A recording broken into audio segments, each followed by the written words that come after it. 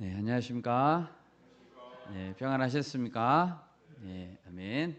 우리 옆에 분들과 이렇게 인사하면 좋겠습니다. 예수님이 가장 존귀하십니다.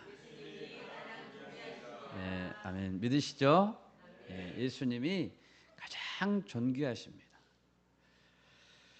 오늘은 마태복음 26장입니다. 26장과 27장은 이제 예수님의 십자가 사건을 다루고 있습니다. 그리고 마태복음의 마지막 장인 28장은 부활 사건을 다루게 됩니다. 그렇게 하면 이제 마태복음이 끝나게 됩니다. 본문에서 예수님은 성전에서 가르치는 일을 마치시고 제자들에게 말씀하셨습니다. 우리 2절을 보십시오. 너희가 아는 바와 같이 이틀이 지나면 유월절이라 인자가 십자가에 못 박히기 위하여 팔리리라 하시더라. 예수님께서 자신의 십자가와 부활 사건에 대해서는 이전에 최소한 3번 이상 제자들에게 예고하셨습니다. 그리고 이제 드디어 십자가 죽음의 사건이 코앞에 다가왔습니다. 오늘 말씀은 예수님의 십자가 죽음에 대한 예고와 그리고 십자가 죽으심을 준비하는 마리아의 헌신에 관한 말씀입니다. 오늘 설교의 제목은 값진 일에 쓰임받고 있는가입니다. 오늘 말씀을 들으면서 나는 과연 값진 일에 쓰임받고 있는가 생각하는 시간이 되기를 바랍니다. 오늘 본문에서 첫째로 유월절 제사는 하나님의 시간표대로 진행될 것이라는 것입니다. 예수님을 죽이려는 시도는 예수님의 공생의 사역 초창기부터 있었습니다. 한 번은 예수님께서 안식일에 한쪽 손 마른 사람을 고치시자 바리새인들은 분노했고 예수님을 죽이고자 했습니다. 마태, 마가, 누가복음에서는 이 한편 손 마른 사람을 고치시는 이 사건을 복음서의 앞부분에 기록하고 있습니다. 예를 들면 마가복음 3장 6절은 이렇게 기록합니다. 바리새인들이 나가서 곧 헤롯 당과 함께 어떻게 하여 예수를 죽일까 의논하니라. 벌써 마가복음 3장에서부터 이렇게 죽이려고 하는 것이죠. 이 마가복음의 사건이 갈릴리 지방의 사역 중에서 일어났다면 요한복음에서는 예루살렘에서 예수님께서 38년 된 병자를 고치신 후에 유대인들이 예수님을 죽이려고 했다고 기록하고 있습니다. 두 사건 모두 안식일에 일어났습니다. 그러니까 유대인들은 안식일을 범하면 분노를 느끼는 것 같습니다. 요한복음 5장 18절입니다. 유대인들이 이로 말미암아 더욱 예수를 죽이고자 하니 이는 안식일을 범할 뿐만 아니라 하나님을 자기의 친아버지라 하여 자기를 하나님과 동등으로 삼으심이러라. 이처럼 바리새인들과 유력한 유대인들은 상당히 초창기 사역부터 예수님을 죽이려고 했습니다. 예수님은 공생의 사역 내내 매일매일 자신의 대적들과 영적 싸움을 싸워야 했습니다. 얼마나 힘드셨을까요? 매일 싸워야 했습니다. 본문 3절에서도 대제사장들과 백성의 장로들이 예수님을 죽이고자 했습니다. 그러면 그들이 예수님을 쉽사리 죽이지 못했던 이유는 무엇일까요? 본문 5절입니다. 말하기를 밀란이 날까 하노니 명절에는 하지 말자 하더라. 본문 2절에서 보았다시피 그 기간은 유월절을 바로 앞둔 기간이었습니다. 유월절은 구약시대 이스라엘 백성들이 이집트에서 탈출하는 날을 기념한 절기입니다. 그래서 유월절은 이스라엘 백성들에게 가장 큰 명절이었고 그때는 많은 유대인들이 예루살렘 성전을 찾아왔습니다. 대제사장들은 백성들 중에 예수님을 존경하는 자들도 있었기 때문에 예수님을 죽일 경우에 그들이 소요를 일으킬까 봐 두려웠습니다.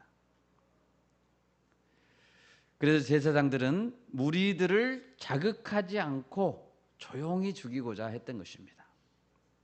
더군다나 요한복음 11장을 참조해서 볼 때 이때는 예수님께서 죽은 나사로를 살리신 사건이 있은 지 얼마 되지 않은 시기였습니다. 사람들은 죽었다가 살아난 나사로를 좀 봐야 되겠다. 그래서 더 많이 몰려들었습니다. 예수님에 대한 인기도 올라갔습니다.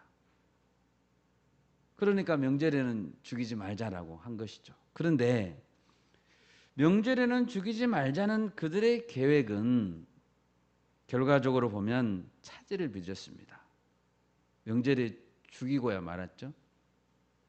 왜냐하면 12제자 중에 가룟 유다가 예수님을 배신하게 됩니다.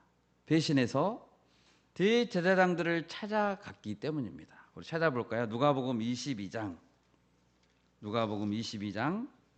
3절에서 6절 말씀. 12 중에 하나인 가룟딘이라 부르는 유다에게 사탄이 들어가니 이에 유다가 대제사장들과 성전 경비대장들에게 가서 예수를 넘겨줄 방도를 의논하매 그들이 기뻐하여 돈을 주기로 언약하는지라. 유다가 허락하고 예수를 무리가 없을 때에 넘겨줄 기회를 찾더라. 가룟 유다가 예상치 않게 배신하고 무리가 없을 때 넘겨주겠다라고 기회를 찾아준다고 했습니다.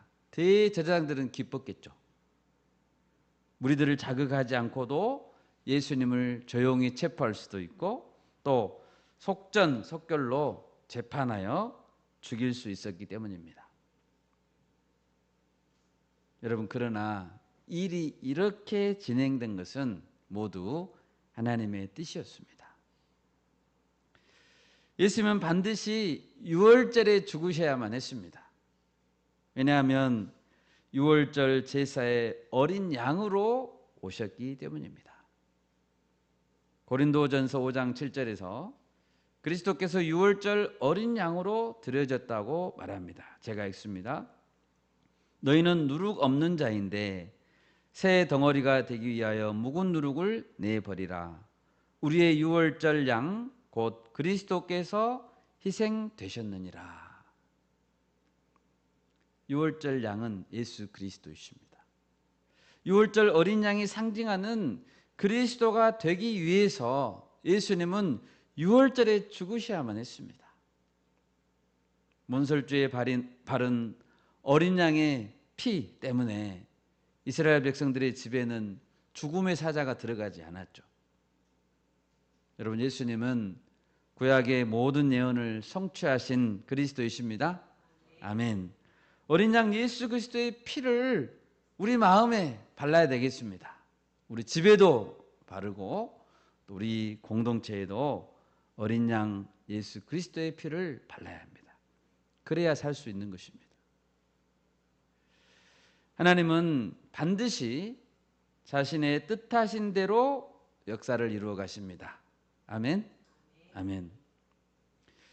이스라엘 백성들이 이집트 밖으로 탈출하여 약속의 땅으로 돌아가고자 했을 때 이집트의 왕 파라오는 끝까지 버텼죠. 안 보내주려고. 어찌하든지 이스라엘 백성을 내보내지 않고자 했습니다. 그러나 그는 하나님의 시간표를 막을 수 없었습니다. 이미 오래전에 그 일은 계획된 일이기 때문입니다. 하나님은 믿음의 조상 아브라함에게 약속의 씨를 약속하실 때 청사진을 보여줬습니다. 우리 창세기 15장 13, 14절을 찾아보겠습니다.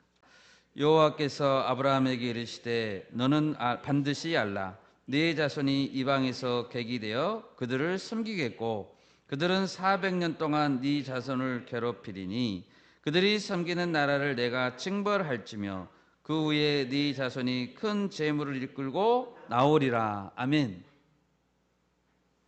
하나님의 약속대로 400년이 되었다면 이집트의 파라오는 반드시 돌려보내야 됩니다. 막을 수 있을까요? 없을까요? 막을 수 없습니다. 파라오가 만약 이 창세기 15장을 알았더라면 그리고 믿었더라면 절대로 버티지 않았을 것입니다. 버티고 버티다가 무슨 일이 생겼습니까? 차기 파라오, 자기 장남이죠. 자기 장남이 죽었습니다. 이집트 백성의 모든 집안의 장남들은 다 죽었습니다. 짐승들의 첫째들도 다 죽었습니다. 얼마나 어리석습니까? 여러분, 인류 역사는 반드시 하나님의 시간표대로 흘러갑니다. 아멘. 주변이 어지럽고 혼돈하고 힘들어도 하나님의 시간표는 반드시 그대로 맞아갑니다. 우리가 하나님의 말씀을 자세히 살피고 말씀을 연구해야 하는 이유가 바로 그것 때문입니다. 말씀이 뭐라고 되어 있는가? 우리는 하나님의 말씀을 지키며 살아야 합니다. 절대 하나님의 계획에 대항하면 안 됩니다. 오늘 본문에서 두 번째로 마리아의 향유는 예수님의 장례를 예비했습니다.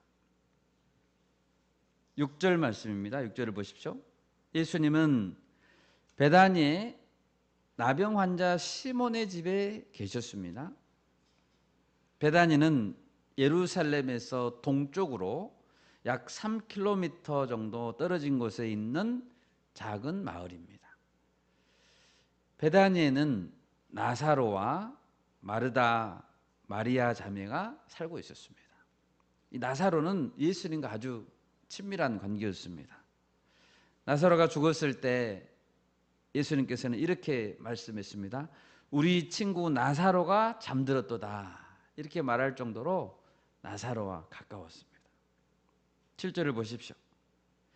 이때 한 여자가 매우 귀한 향유 한 옥합을 가지고 나와서 식사하시는 예수님의 머리에 부었습니다. 이 여자는 누구였을까요? 요한복음 12장 2절 3절을 찾아보겠습니다. 거기서 예수를 위하여 잔치할새 마르다는 일을 하고 나사로는 예수와 함께 앉은 자 중에 있더라. 마리아는 지극히 비싼 향유 곧 순전한 나드 한 근을 가져다가 예수의 발에 붓고 자기 머리털로 그의 발을 닦으니 향유 냄새가 집에 가득하더라. 아멘. 이 여인은 마리아였죠. 예수님께서 시몬의 집에 계실 때 마르다, 마리아는 일을 도와줬는데 그러던 중에 마리아는 향유를 가져왔습니다. 마가복음 14장 3절에서는 마리아가 그 옥합을 깨뜨렸다라고 기록합니다. 조금 덜어서 부어드린 게 아니고 옥합을 그 자체를 완전히 깨뜨렸다는 거죠. 마리아가 향유를 부은 사건에서 우리는 무엇을 생각해 봐야 합니까? 첫째로 우리는 가장 귀한 것은 예수님께 드려야 한다는 사실을 알 수 있습니다. 마리아가 드린 향유 옥합은 매우 귀한 것이었습니다. 다른 복음서에 보면 300데나리온의 값이 나갔다라고 되어 있습니다. 300데나리온은 당시 일반 노동자의 1년치 연봉이었습니다. 그러니까 비쌌죠. 연봉을 깬 겁니다. 한순간에. 어떤 사람들은 가장 귀한 것만큼은 나를 위해서 쓰고자 합니다. 나를 위해서.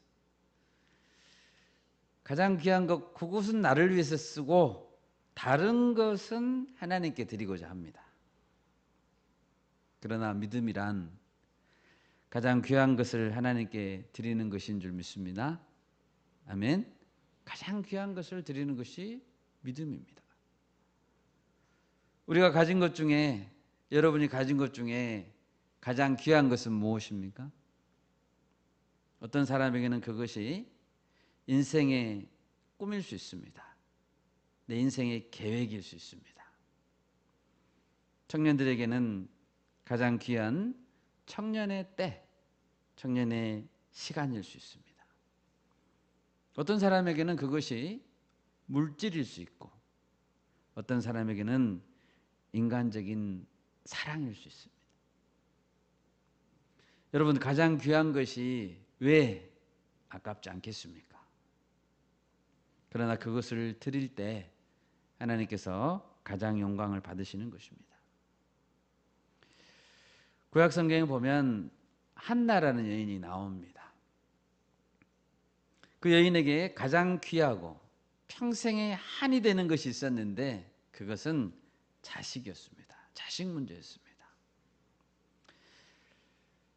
자식을 낳지 못하던 한나는 기도 응답으로 아들 사무엘을 받았습니다. 그런데 한나는 아들 사무엘을 아깝다고 생각하지 않고 하나님께 드렸습니다. 우리 사무엘상 1장 27, 28절 같이 보겠습니다. 이 아이를 위하여 내가 기도하였더니 내가 구하여 기도한 바를 여호와께서 내게 허락하신지라. 그러므로 나도 그를 여호와께 드리되 그의 평생을 여호와께 드리나이다 하고 그가 거기서 여호와께 경배하니라. 아멘. 그러므로 나도 사무엘을 드립니다. 한나는 하나님께 약속을 지켰습니다. 하나님께서 얼마나 사무엘을 기쁘게 받으셨고 귀하게 사용하셨습니까? 말씀이 희귀한 시대였죠. 그때는 어두운 때에 사무엘을 등불과도 같이 사용해 주셨습니다. 우리가 귀한 것을 드릴 때 하나님께서는 그것을 구원 역사에 귀하게 사용해 주실 것입니다. 아멘. 귀한 것을 드립시다. 아멘. 또한 마리아의 이 향유 사건을 볼 때 우리가 알 수 있는 것은 우리는 하나님께 드릴 때 전부를 드려야 한다는 사실입니다. 마리아는 옥합을 깨뜨렸습니다. 절반만 드린 것이 아닙니다. 전부를 드린 것입니다. 방금 본 한나를 보면 아기 사무엘을 놓고 한나는 이렇게 기도하지 않았습니다. 주님, 사무엘 주신 거 감사합니다. 그런데 사무엘을 10살까지만, 좀 더 드리면 20살까지만 하나님께 봉사하게 하고 그 다음부터는 제가 데리고 있으면 안 될까요? 이렇게 기도하지 않았습니다. 한나는 이렇게 기도했습니다. 그러므로 나도 그를 여호와께 드리니 그의 평생을 여호와께 드립니다. 아멘. 평생을 드렸습니다. 여러분, 한나가 이런 서원 기도를 드릴 때 아기 사무엘에게 물어봤습니까? 아닙니다. 옆에 있는 남편에게 물어봤을까요? 주위에 있는 사람들에게 물어보면 어떻게 대답할 것 같습니까? 아마 꽤 많은 사람들이 사무엘을 전부 드릴 필요가 있겠냐? 성의껏 표시하면 되지. 아마 많은 사람들이 그렇게 대답했을 것 같습니다. 한나는 그래서 안 물어봤습니다. 처음에 마음먹은 그대로 하나님께 드렸습니다. 여기 어머니들이 많이 계시죠? 어머님의 믿음의 기도가 자녀에게 정말 중요합니다. 아멘. 우리가 자녀들을 키울 때 그 기도대로 이루어진다는 각오로 기도할 수 있기를 바랍니다. 아멘. 하나님은 한나의 기도를 받으시고 사무엘을 가져가시고 그것으로 끝내버리지 않았습니다. 사무엘상 2장 21절입니다. 2장 21절 같이 한번 읽어볼까요? 여호와께서 한나를 돌보시사 그로 하여금 임신하여 세 아들과 두 딸을 낳게 하셨고 아이 사무엘은 여호와 앞에서 자라니라. 아멘. 한나를 돌보시사 아이를 낳지 못한다는 그 한나가 세 아들과 두 딸을 더 낳습니다. 여러분, 우리가 하나님께 드리면 하나님은 훨씬 더 넘치게 부어주십니다. 아멘. 훨씬 더 주십니다. 사도 바울도 자신의 모든 것을 드렸습니다. 빌립보서 2장 17절에서 바울은 이렇게 고백했습니다. 만일 너희 믿음의 재물과 섬김 위에 내가 나를 전제로 드릴지라도 나는 기뻐하고 너희 무리와 함께 기뻐하리니. 전제란 구약의 제사 중에 하나인데 제단 위에 재물을 올려놓고 불사르기 전에 그 재물 위에 포도주를 붓는 제사가 전제입니다. 사도 바울은 빌립보 성도들의 믿음의 삶, 빌립보 성도들의 삶의 헌신을 번제물로 보았고, 그리고 바울 자신의 생명을 그 위에 부어드리는 전제라고 보았습니다. 바울은 실제로 예수님을 만난 이후에 자신의 남은 인생을 깨끗하게 하나님께 부어드렸습니다. 오늘 본문에서 마리아가 아낌없이 깨끗하게 예수님의 머리에 향유를 부었습니다. 마리아가 평생 모아둔 향유는 마리아의 목숨이었습니다. 마리아의 피와 같은 것이었습니다. 마리아의 전부였습니다. 본문은 예수님께서 유월절 제물로 드려지기 직전의 상황이죠. 유월절 제물로 드려지기 직전의 상황이잖아요. 그러므로 마리아의 향유는 예수님의 몸 위에 아낌없이 부어진 전제와도 같습니다. 우리도 예수님께 아낌없이 부어드립시다. 아멘. 아멘. 향유 한 옥합을 마리아가 만약에 이 향유 한 옥합을 내가 수고해서 번 것이라고 생각했다면, 내가 번 것이라고 생각했다면 마리아는 완전히 붓지 못했을 것입니다. 내 것이니까 나를 위해 내 마음대로 쓸 수 있다고 생각했다면 완전히 붓지 못했을 것입니다. 여러분, 우리가 가진 모든 것은 전부가 누가 주신 것입니까? 하나님 주신 것입니다. 전부 하나님 주셨습니다. 모두가 하나님 주신 것이니 우리가 가진 것들이 하나님께 사용될 수 있어야 하는 것입니다. 그렇게 될 수 있기를 소원합니다. 아멘. 또한 마리아의 헌신은 예배의 표현이었습니다. 마리아가 예수님의 머리에 향유를 붓자 향유가 머리를 타고 예수님의 온몸에 흘러내렸습니다. 발에까지 흘러내렸죠. 마리아는 이때 사람들의 눈을 의식하지 않고 예수님만을 바라봤습니다. 예수님만, 내가 이렇게 하면 남들이 나를 뭐라고 할까? 이런 생각하지 않았습니다. 요한복음 12장 3절을 보면 예수의 발에 붓고 발에까지 내려왔죠, 향유가. 자기 머리털로 그의 발을 닦았다고 했죠. 마리아는 다른 사람의 시선에 아랑곳하지 않고 엎드려서 머리털로 예수님의 발을 씻었습니다. 다른 사람들은 어떻게 나를 생각할까? 주저하지 않았습니다. 이 장면을 볼 때 마리아는 향유만 드린 것이 아닙니다. 마리아는 경배했다는 것을 알 수 있습니다. 경배했습니다. 어떻게 보면 300데나리온의 향유보다 더 값진 것이죠. 그의 마음을 들였으니까. 여러분, 물질적인 헌신은 절대로 그것으로만 끝나면 안 됩니다. 물질을 드렸으니까 나는 됐다, 이렇게 생각하면 안 됩니다. 반드시 예배와 같이 드려져야 됩니다. 어떤 분들은 물질만 드리는 것도 예배라고 생각하기도 합니다. 그러나 그렇지 않습니다. 예배에는 감사의 표현이 있어야 하듯이 물질이나 그것을 드리는 헌신은 반드시 예배와 같이 드려져야 하는 것입니다. 또한 오늘 알 수 있는 것은 헌신의 기회는 한정되어 있다는 사실입니다. 마리아는 향유를 드려야겠다고 언제 마음을 먹었을까요?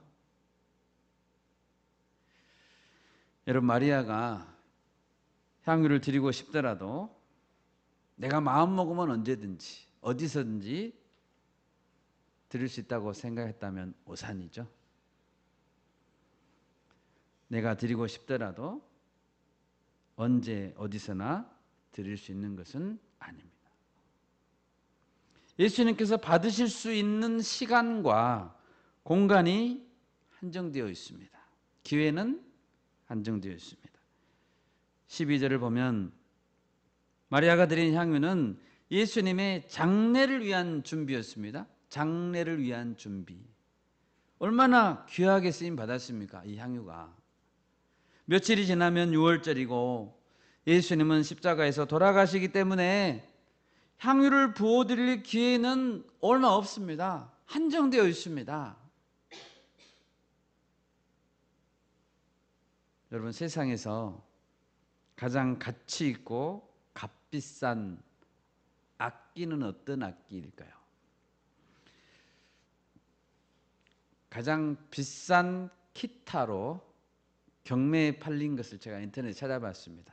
가장 비싼 기타로, 우리 기타를 좋아하시는 형제들이 많으니까, 기타로 경매에서 팔린 것을 보니까 미국의 록 밴드, 저는 잘 모릅니다. 너바나라는 록 밴드가 있대요. 거기에 커트 코베인이 사용했던 어쿠스틱 기타인데 2020년 시가로 600만 달러, 그러니까 그때 시세로 72억 원에 팔린 게 가장 고가라고 합니다.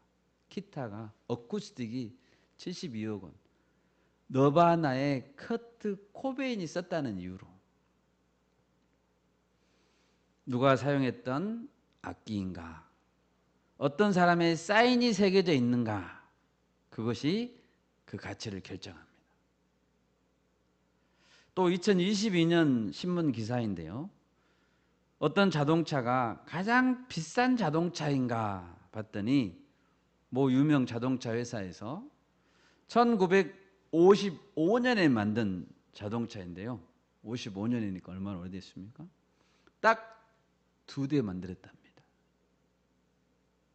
명품 자동차 회사에서 딱 2대 만들었는데 한정판 한 대당 1811억 원이랍니다. 가장 비싼 자동차. 아마 지금까지 나왔던 향유에, 인류 역사상 향유에 가치를 매길 수 있다면 예수님의 머리에 부어진 향유는 인류 역사상 가장 고귀한 곳에 쓰임받은 향유가 될 것입니다. 가장 멋진 일에 쓰임받은 나귀는 어떤 나귀일까요? 예수님을 태우고 예루살렘에 입성했던 나귀겠죠. 여러분, 가장 가치 있는 재능은 어떤 재능일까요? 복음 전파를 위해 쓰임받은 재능입니다. 아멘? 가장 값진 여행은 단기 선교입니다. 아멘? 가장 값진 여행입니다. 가장 가치 있는 집은 예배하는 집입니다. 가장 값진 시간은 예배하는 시간입니다. 가장 값진 목소리는 하나님을 찬양하는 목소리입니다. 여러분, 내 인생이 가장 가치 있는 인생이 되고 싶습니까? 예수님 손에 붙들리십시오. 예수님이 쓰신 인생이 가장 값진 인생 아니겠습니까? 돈으로 환산할 수 없는. 지금 예수님을 위해 쓰임받고 있는지 자신을 돌아봅시다. 내 인생은 가장 고귀한 존재를 위해서 드려질 때 가장 가치 있는 인생이 될 것입니다. 크게 세 번째로, 가장 높은 영광은 오직 예수님만 받으셔야 되는 것입니다. 요한복음 12장 5절에서는 가룟 유다가 이 여인에게 말했습니다. 이 향유를 어찌하여 300데나리온에 팔아 가난한 자들에게 주지 아니하였느냐. 그런데 본문 9절에서 제자들이 분개했다고 했습니다. 그러니까 가룟 유다만 분개한 것이 아니고 여러 명의 제자들도 분개했다는 것이죠. 안타깝게도 예수님이 곧 돌아가셔야 되는데 아직도 제자들은 예수님의 가치를 모르고 있는 거예요. 여러분, 우리는 예수님께서 영광을 받으실 때 우리도 같이 기뻐해야 됩니다. 아멘. 만약 우리 앞에서, 여러분 앞에서 마리아가 옥합을 다 깨뜨렸다면 여러분 어떻게 마리아한테 말해주시겠습니까? 잘했다. 내가 먼저 깨뜨릴 걸 네가 1번으로 해버렸구나. 그렇게 칭찬해 줘야죠. 부럽다. 네가 그렇게 쓰임 받았다니 부럽구나. 마리아를 칭찬해야 됩니다. 어떤 상황에서도 예수님이 높여질 때 그것은 가장 선한 일이 됩니다. 아멘? 아멘. 성경에 보면 하나님이 받으셔야 될 영광을 가로챌 때 즉시 심판을 받은 자가 있었습니다. 헤롯 왕이었죠. 하나님께 돌려야 될 영광을 자신에게 돌릴 때 헤롯은 즉시 벌레에게 먹혀 죽었습니다. 사도행전 12장 21절에서 23절 제가 읽습니다. 헤롯이 나를 택하여 왕복을 입고 단상에 앉아 백성에게 연설하니 백성들이 크게 부르되 이것은 신의 소리요. 헤롯이 연설하니까 백성들이 아부한 거죠. 신의 소리요, 사람의 소리가 아니라 하거늘 헤롯이 영광을 하나님께로 돌리지 아니하므로 주의 사자가 곧 친히 벌레에게 먹혀 죽으니라. 우리는 절대로 예수님이 받으셔야 될 영광을 가로채서는 안 됩니다. 예수님의 영광 받으실 때 우리가 그걸 방해하면 안 됩니다. 다윗도 하마터면 하나님이 받으셔야 될 영광을 자기가 가로챌 뻔한 때가 있었습니다. 우리 사무엘하 23장 찾아보겠습니다. 사무엘하 23장 14절에서 17절 말씀. 그때 다윗은 산성에 있고 그때 블레셋 사람의 요새는 베들레헴에 있는지라. 다윗이 소원하여 이르되 베들레헴 성문 곁 우물물을 누가 내게 마시게 할까 하매 새 용사가 블레셋 사람의 진영을 돌파하고 지나가서 베들레헴 성문 곁 우물물을 길어 가지고 다윗에게로 왔으나 다윗이 마시기를 기뻐하지 아니하고 그 물을 여호와께 부어드리며 이르되 여호와여 내가 나를 위하여 결단코 이런 일을 하지 아니하리이다. 이는 목숨을 걸고 갔던 사람들의 피가 아니니까 하고 마시기를 즐겨하지 아니하니라. 새 용사가 이런 일을 행하였더라. 아멘. 여러분, 새 용사가 다윗이 어렸을 때 베들레헴에 살았잖아요. 어렸을 때 먹었던 베들레헴 우물물 한 모금 먹고 싶다라고 했을 때 새 용사가 블레셋 사람의 진영을 돌파했습니다. 목숨 걸고 한 거죠. 그래서 우물물 한 잔을 가져왔습니다. 얼마나 큰 충성심입니까? 새 용사는 자기의 주군인 다윗 왕이 그거를 마시는 것을 보고 싶었습니다. 그리고 그것을 영광으로 알고 가져왔습니다. 다윗 왕이 마시는 것을 보고 싶어서. 그런데 다윗은 그 잔을 마시지 않았습니다. 여러분, 그 잔은 마시면 안 됩니다. 그것은 사람들의 피입니다. 다윗은 마치 전제를 붓듯이 여호와께 부어드리면서 겸손한 자세를 갖추고 땅에 부어드렸습니다. 여러분, 피와 같이 소중한 헌신은 결코 개인이 받으면 안 됩니다. 오직 예수님께 드려야 됩니다. 아멘. 여러분, 가룟 유다의 문제가 무엇이었습니까? 마리아의 고귀한 헌신을 보고 가룟 유다는 예수님이 그것을 받으실 만한 분이 되지 않는다고 여겼습니다. 예수님보다는 차라리 가난한 자들에게 주어야 한다고 생각했습니다. 언뜻 보면 그게 맞은 생각인가라고 헷갈릴 수도 있습니다. 여러분, 그러나 바로 그것이 인본주의적인 생각입니다. 그것이 사람의 생각입니다. 예수님은 이런 제자들의 그런 분개를 보시고 그들 어떻게 책망했습니까? 10절에서 12절을 보면 어찌하여 이 여자를 괴롭게 하느냐, 그가 내게 좋은 일을 하였느니라 라고 했습니다. 그러면 예수님의 책망을 들은 제자들은 어떻게 해야 됐을까요? 책망을 들었습니다. 반응이 어떻게 돼야 되죠? 잘못을 깨닫고 예수님이 높임을 받으셔야 되구나 라고 깨닫고 예수님이 얼마나 존귀한 분인가를 인정해야 됩니다. 그런데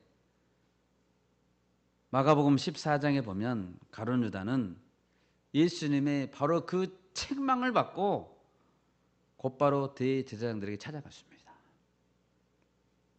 마가복음 14장 10절에서 11절 읽겠습니다. 12 중에 하나인 가룟 유다가 예수를 넘겨주려고 대제사장들에게 가매 그들이 듣고 기뻐하여 돈을 주기로 약속하니 유다가 예수를 어떻게 넘겨줄까 하고 그 기회를 찾더라. 마리아의 향유 사건 이후에 있었던 일입니다. 누가복음에서는 이런 마음, 가룟 유다의 이런 마음, 예수님께 영광을 돌리지 않고 사람을 생각하는 이런 마음 안에 사탄이 들어갔다라고 기록하고 있습니다. 그때부터 유다는 무리가 없을 때에 예수님을 넘겨줄 기회를 찾기 시작했습니다. 얼마나 악한 짓입니까?